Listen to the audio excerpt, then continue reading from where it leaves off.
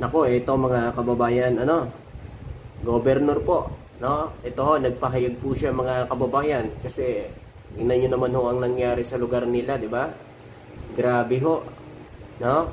Pero ito pala mga kababayan, ang sabi niya, 26 billion flood control project sa Cebu. Pero bakit binaha pa rin sila? Grabe ho ang mga naranasan ng mga kababayan natin dun sa Cebu. Kaya dapat lang talaga din imbestigahan itong flood control na 26 billion mga kababayan na budget doon sa Cebu. Mga kababayan. Ano yan 2019 na budget yan na flood control mga kababayan. Kaya dapat lang ho imbestigahan ito. Kaya mga DBF, huwag kayong magalit kasi kita nyo naman ang resulta, di ba? Kita nyo naman kung ano nangyari. Kahit sino naman siguro, di ba? Kahit ang Pangulo, galit na galit. Tingnan nyo naman nangyari sa mga kababayan natin dyan. Ayan, tingnan nyo yung mga kabahayan ng ating mga kababayan. Ayan, wasak na wasak. Mga kababayan. Ito, may pahayag po ang Malacanang dito sa naging pahayag po ni Governor ng Cebu, mga kababayan. Ito, pakinggan natin ang pahayag po ng Malacanang sa pahayag ni Governor ng Cebu. Pakinggan natin mga kababayan. Yusek, good afternoon po Yusek.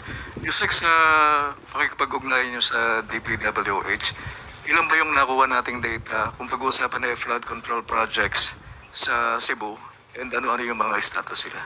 Sa ngayon po, meron po tayo initial data na nakuha mula sa DPWH website. Since 2016 to 2022, lumalabas po na 343 flood. Mula 2016 hanggang 2022. So, merong flood control sa Cebu na 40 plus mga kababayan. Pero binaha pa rin ang Cebu, mga kababayan. Pero bakit kay BBM yung isisisi? Tingnan nyo naman, 300 plus mga kababayan. Imposible nung nawala si Digong, nawala na rin yung flood control na yon. Diba? 300 ito, ulitin natin para maliwanag. Lumalabas po na 343 flood control projects ang nagawa. Dalawa po ang terminated dito. At ito na may makikita nyo po sa DPWH website. Yan. Sa DPWH website, pwede nyo puntahan para hindi kayo ma-fake news na naman ng mga didilis dyan. Okay, tuloy. At sa panahon po ng 2023 to 2025, meron pong 168. At ang so mula 2023 hanggang 2025 may 126. Tama? 3 to 2025 meron pong 168. 168. At ang ongoing pa po ang 55. May ongoing pang 55. So mga kababayan, aabot ng 500 plus yung flood control project sa Cebu. Pero bakit binabaha pa rin? 'Di ba? Kaya tama lang talagang imbestigahan lahat, hindi lang sa panahon ng administrasyon. Dahil pera pa rin natin ang ginastos diyan. 'Di ba? Para talagang matukoy at kung sino itong mga sangkot sa mga flood control. Ito na yung panahon na ito mga kababayan. Para malaman natin lahat, mga kababayan, kung sino ang mga sangkot dito sa mga flood control na ito. Tayo na mga mamamayang Pilipino ang nakakaranas na matinding paghihirap sa mga gantong sitwasyon dahil sa mga palpak ng mga kontraktor at mga nasa gobyerno na mga kurakot na nasa gobyerno. Kaya dapat magkaisa tayo. Panagutin ang corrupt. Hindi para pa-resignin ang Pangulo. Mga didilis. Ang Pangulo nga ang naglabas nito Di ba? Kaya nga nalaman natin lahat Ito makikita nyo ito kasi nasa website na ho ng Pangulo. Lahat mga kababayan. Kaya nakikita na ho natin doon yung mga proyekto, yung mga flood control project. Kasi nasa website sumbong sa Pangulo. Makikita nyo po doon yung yung mga flood control project. Kaya tingnan nyo dun mga kababayan. Baka sa isang lugar rin dyan may flood control din. Tuloy natin. Pero kanina lamang po, bago po tayo sumalang po dito, ay mayroong pinadala po si Sec Vince ng latest data. At yun po ay mayroon pong mga flood control projects hindi lamang po sa Cebu kundi sa ibang mga rehiyon at ipiprint lang po namin at ibibigay po sa inyo maya-maya po. Yusek, follow-up lang. May schedule na po ba si Pangulong Marcos para pumunta ng Cebu? Ito baka mga DDS nagmamadali na naman Ayan po, may schedule po ang Pangulo natin para bumisita ho sa mga kababayan natin dyan sa Cebu. Mga kababayan, baka bukas nga, baka nandyan na yan. Tuloy natin. Meron po siya, pupunta po siya sa Cebu at ipagbibigay, alam ko na lang po sa inyo ang pinaka-data at kailan ito gagawin. Pero pupunta po siya.